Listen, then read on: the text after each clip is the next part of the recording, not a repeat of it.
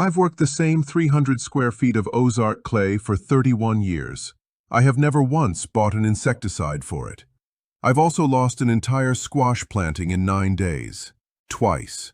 Both times it was my own fault, and both times it was the exact same mistake, which tells you something about how fast I learn. Hollis Ward, Carter County, Missouri. Now, 2 corrections before we start, because I'd rather lose you in 3 minutes than lie to you for 20. The first one is the word eliminate. You don't eliminate a pest. Nobody does. Not with a $100 jug, not with 100 acres, not ever. What you do is knock a population down below the level where it costs you anything, and keep it there. Anybody promising elimination is describing something that has never happened. The second correction is bigger, and it's about the old farmers. They were not chemical-free, not remotely. Your great-grandfather was dusting arsenic on his potato rows, by hand, out of a flour sifter, and I'll give you the year and the compound before we're 10 minutes in. So what did they do that was free, and that still works? They knew the bug's calendar. That's it. That's the whole method. And it sounds like nothing until you understand what it means, and then it reorganizes everything you thought about the problem. Stay with me. You'll get the one question that answers every pest problem you'll ever have. The 5 free methods that come out of it, the 4 popular remedies that don't work, and one that's actually against federal law, and a 10-minute habit that outperforms most of what's in a spray bottle. You know the morning. Tuesday the squash looked fine. Big leaves, good color, little fruits setting on. Thursday you walk out with your coffee, and the whole vine is laying flat on the ground like somebody let the air out of it, and there's a wet, sawdust-looking mess at the base of the stem. Or you go out to the potatoes, and every leaf edge has been chewed to lace, and when you turn one over, there are clusters of orange eggs on the underside, and fat pink larvae, and you understand instantly that this has been going on for a week and a half while you looked at the tops of the leaves. That's the shape of it. Not gradual. You don't watch it happen. You find out. And what you do next, every single one of us, is get in the truck and go to the store. That trip is the thing I want to talk about because it's the most expensive mistake in gardening, and it is almost never the right move. And the reason has nothing to do with organic versus conventional. It has to do with timing. By the time you can see the damage, you are fighting at the single worst moment in that insect's entire year. Let me show you what happens to the store answer over time, using the one insect that has beaten every single thing anybody has ever thrown at it, the Colorado potato beetle. It was first noticed as a potato pest around 1859 out west, where its native food was a wild nightshade called buffalo burr. Settlers brought potatoes into its range and it switched. Then it moved east across the country at an average of about 85 miles a year and hit the Atlantic coast in 1874.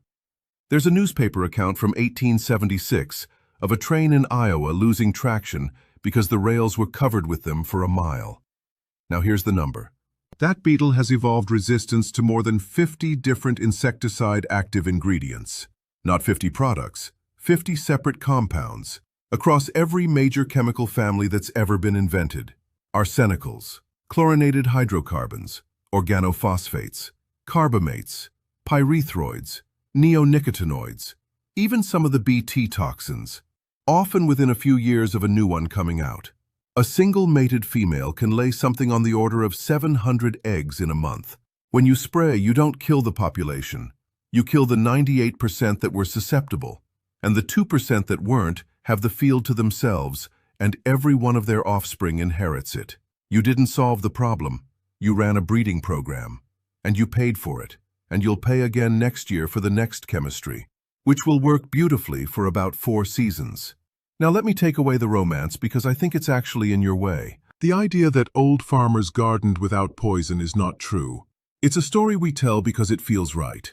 In 1865, that's 4 years after the Civil War started, American potato growers began dusting their rows with a compound called Paris green. Copper acetoarsenite. It's a pigment, it's bright green, and it is an arsenic compound. They mixed it with flour to make it spread, and they sifted it over the plants. That was, as far as anybody can trace it, the first large-scale use of an insecticide on an agricultural crop in the world. It happened here, on potatoes, against that beetle. After Paris green came lead arsenate, After lead arsenate came DDT.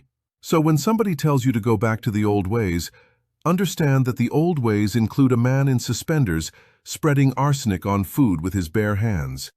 Here's what I want you to take from that, though, and it isn't cynicism. The chemical part of the old farmer's toolkit failed. It failed publicly. It failed within his own lifetime in some cases, and it got replaced 4 times over. The other part of his toolkit didn't fail.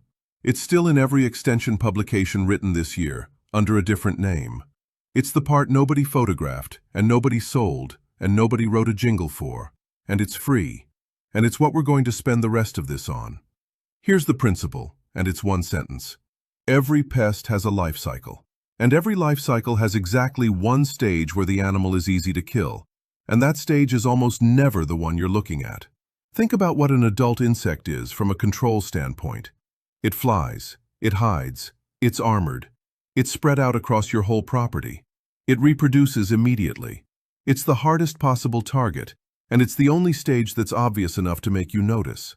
Now think about the same animal in its other stages. As an egg, it doesn't move at all. It's laid in clusters, and it's usually in one predictable place: the underside of a leaf, the base of a stem, a specific inch of soil. As a young larva, it can barely travel. Corn rootworm larvae can only move about 18 inches through soil in their lives. 18 inches. If there's no corn root within 18 inches, that animal is finished, and you didn't do anything but plant something else there. And over the winter, the whole population of a lot of these species is packed into a very small amount of real estate: a leaf pile, a fence row, the top 2 inches of soil under last year's plants, the hollow stems you left standing. That's called the overwintering site. And for most garden pests, it's within 30 feet of where they fed. So the question, the one question that answers every pest problem you will ever have, is this: where is this animal in February, and where does it lay its eggs? Answer that for one pest, and you'll know exactly what to do and exactly when, and it will cost you nothing. Every free method in this video is just a different way of exploiting that answer. If you've got one pest that beats you every single year, put it in the comments. Name the plant and name the bug. I want to see which ones keep coming up, because I'd bet money most of them are being fought in August when the fight was in October. Here's how you actually use that. 5 ways, and none of them cost $1. Rotation. Don't plant the same family in the same ground 2 years running. The larva hatches where its mother laid eggs. It can't travel, and the food isn't there. This is the oldest one. The Norfolk 4-course rotation was standard practice in England in the 1700s, and it is still the single most powerful thing on this list. Sanitation. Take away the overwintering site. Pull and remove the spent vines instead of tilling them under. Rake the fence row. Pick up the fallen fruit. Clean out the hollow stems. Doing that in late fall costs you 1 afternoon, and it kills more insects than anything you can buy in July. Timing. Plant on the far side of the pest's flight. Squash, vine, borer, adults fly in a fairly narrow window in early summer, lay their eggs on the lower stem, and are largely done. Plant a second squash crop after that window closes, and the borer never meets it. Your county extension office publishes those dates for your county. Trap crop. Plant something the pest likes better, off to the side, and let it collect them. Blue Hubbard squash planted on the perimeter pulls cucumber beetles and borers away from the main planting. That's a documented technique out of university trials, not folklore. Your hands. 10 minutes at first light with a jar of soapy water. And I'll come back to this one, because it's the one everybody skips, and it's the one that works. So why has nobody at the garden center walked you through any of that? There's no conspiracy, and I won't insult you with one. There are 2 reasons, and the second one ought to make you sit up. The first is just retail. Every method I named happens in October, or in February, or at 7 in the morning. There is no product to sell you in any of those moments. The store's whole model runs on the 1 week in July when you're standing in a ruined squash row and you'd pay anything. The formal professional version of everything I just described has a name: Integrated Pest Management. The concept was published in 1959 by a group of University of California entomologists. It's the standard framework taught in every agricultural college in this country. It has been the official recommendation for 66 years. 66 years? and it never got an aisle. Now the second reason, and this is the part that's actually costing you. When you spray a broad-spectrum insecticide, you don't just kill the pest, you kill the things that were eating the pest, the predatory beetles, the lacewings, the parasitic wasps. Those animals reproduce more slowly than the pest does. So after the spray wears off, the pest comes back first, into a garden with nothing left hunting it, and it comes back harder than before. Entomologists call that pest resurgence. And when a second species that was being held in check by those same predators explodes as well, that's a secondary pest outbreak. Both have been documented in the literature since the 1950s. Which brings me to the thing I most want you to know in this whole video. If you have ever seen a tomato hornworm covered in what look like little white grains of rice, and most people have, and most people scrape them off or step on the whole caterpillar, those are not eggs. Those are the cocoons of a braconid wasp. The wasp laid its eggs inside that caterpillar. The larvae ate it from the inside, came out, and spun up on its back. That hornworm is already finished. It will never eat another leaf, and in a few days, dozens of adult wasps are going to come out of those cocoons and go hunting for every other hornworm in your garden. Leave it. Leave the whole caterpillar exactly where it is. That is the most valuable thing in your tomato patch, and it cost you nothing, and you were about to kill it. That's what a spray does, over and over, at a scale you can't see. Here's the routine, and it takes 10 minutes. First light, not mid-morning. Insects are cold and slow at daybreak, and a beetle that would fly off at 10 in the morning will sit there at 6 and let you take it. Carry a wide-mouthed jar or a coffee can with an inch of water and a squirt of dish soap in it. The soap breaks the surface tension so they sink instead of walking off. That's the same surfactant we talked about in the cleaner video, doing the same job. Walk one row at a time and turn leaves over. Over. The top of a leaf tells you nothing. Everything that matters is on the underside. Knock adults straight into the jar. Squash egg clusters with your thumb right there on the leaf. You don't need to carry those anywhere. Pull the larvae. Every day for 14 days at the same time. That's the part that matters more than technique. A daily 10 minutes for 2 weeks will take a beetle population down further than a spray will, because you're removing breeding adults before they lay, over and over, at the exact interval their generations run. One more free thing that nobody uses. Your county extension office will identify an insect for you at no charge. Take a clear photograph, email it in, and a trained entomologist will tell you what it is and send you the life cycle for your county. Every county in this country has one, and it's already paid for out of taxes you've already paid. You cannot fight a calendar you don't have. Go get the calendar, fast, in order of how much harm it does. Mothballs. People scatter them for voles, rabbits, snakes, squirrels. Do not do this. Mothballs are a registered pesticide, and the label restricts them to enclosed containers with fabric. Using them any other way, in a garden, in a crawl space, in an attic, around a foundation, is a violation of federal law, and the vapor is a real hazard to children, pets, and groundwater. It also doesn't work. Homemade nicotine tea from cigarette butts. Nicotine is genuinely toxic, to you, through your skin. And steeping tobacco and spraying it on your tomatoes can transmit tobacco mosaic virus straight into the plants you were trying to protect. This one is in 100 old books and it should have stayed there. Diatomaceous earth, used carelessly. It works. It's a physical abrasive that kills soft-bodied insects. It also kills bees and every other beneficial that walks through it, and it does nothing once it's wet. If you use it dry, at the base of a stem, never on a flower. Ultrasonic pest repellers. Repeated testing has found no meaningful effect. Save the $20. Garlic, pepper, and dish soap sprays. Mostly weak. Soap alone will kill aphids on contact, and that's real. But it has no residual. It does nothing to the ones that arrive tomorrow, and people spray it weekly and believe it's protecting them. And the honest limit on the whole video, free means labor. The dawn walk costs 10 minutes a day. The fall cleanup costs an afternoon. If you don't have those, then buy something. There's no shame in it, but buy something narrow. A material that only hits the target species and leaves your wasps and beetles alone is worth 4 times a broad spectrum, because it doesn't cost you the help. The thing that keeps this working is a notebook, and I know how that sounds.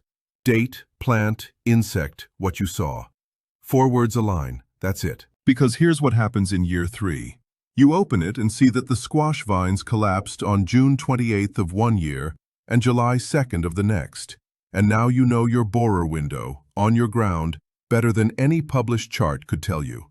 You are running your own degree day model without knowing the term for it. 2 more things. Rotation is not permanent, and I want to be straight about that. It's the strongest tool on the list, and it has been beaten. Western corn rootworm in east-central Illinois evolved a strain that lays its eggs in soybean fields, in anticipation of the corn that comes back the following year. And by 1995, farmers who had rotated rigidly for decades were seeing serious damage in rotated fields. The northern corn rootworm beat it a different way, with eggs that stay dormant an extra year. It took the beetle about 50 years to defeat crop rotation. It takes it about 4 to defeat a new insecticide. That ratio is the argument for the whole approach. Not that anything is permanent, but that some things last 12 times longer and leave something blooming.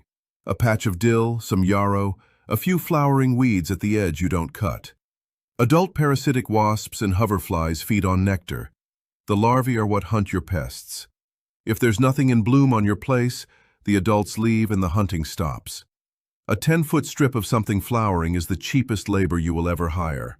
1 thing, not 10. Starting tomorrow morning, at first light, take a coffee can with an inch of soapy water in it and walk your worst-hit row for 10 minutes. Turn the leaves over. Knock every adult into the can. Crush every egg cluster with your thumb where it sits. Pull every larva. Do that every single day for 14 days, at the same time, and mark each day on a calendar so you can't lie to yourself about whether you did it. Cost: nothing. You own the can. While you're at it, photograph the bug once and send it to your county extension office and ask 2 questions.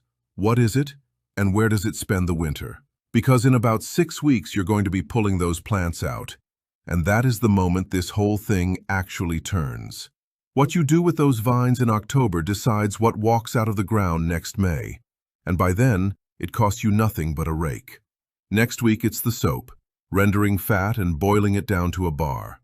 And as I said, the wood ash lye part of that is going to get handled the same way the egg video got handled, because you cannot measure the strength of ash lye, and that matters more than how good it looks on camera. Walk the row at daybreak, 14 days. Verna used to say the bug isn't smarter than you, it's just earlier. Go turn 1 leaf over tonight before dark and see what's under it. That's all. Just turn 1 over.